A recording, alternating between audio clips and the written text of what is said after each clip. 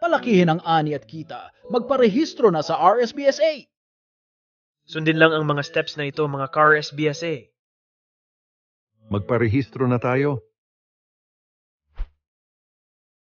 Step 1. Ihanda ang mga sumusunod. Orihinal na titulo ng lupa o anumang katunayan ng pagmamay-ari ng lupa. Para sa mga manggagawa sa sakahan at palaisdaan, kailangan din ng katunayan na ikaw ay manggagawa sa bukid o palaisdaan.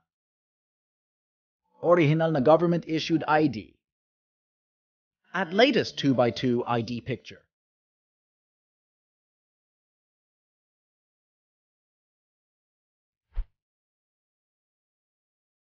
Step 2.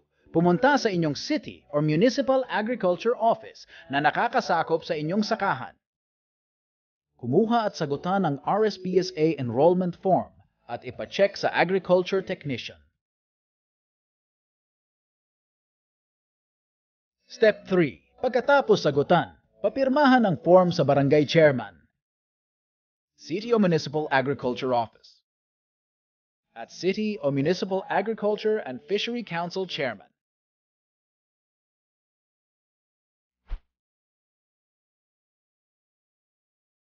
Step 4. Isumite sa City o Municipal Agriculture Office ang kompletong form kasama ang iba pang kailangang dokumento. Nasagutan ko na po ang RSBSA form at napapirmahan ko na din po sa mga kinaukulan. Nakalakip na din po diyan ang aking valid ID at ang katunayan na pagmamay-ari ko ang lupa. Okay na po ito, Sir Tonyo.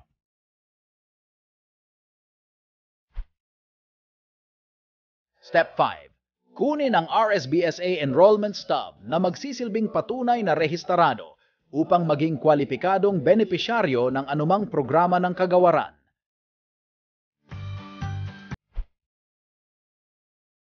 Para sa karagdagang impormasyon, makipag-ugnayan sa inyong city o municipal agriculture office o sa Department of Agriculture Regional Field Office No. 5, DA Compound, San Agustin, Pili, Camarines Sur.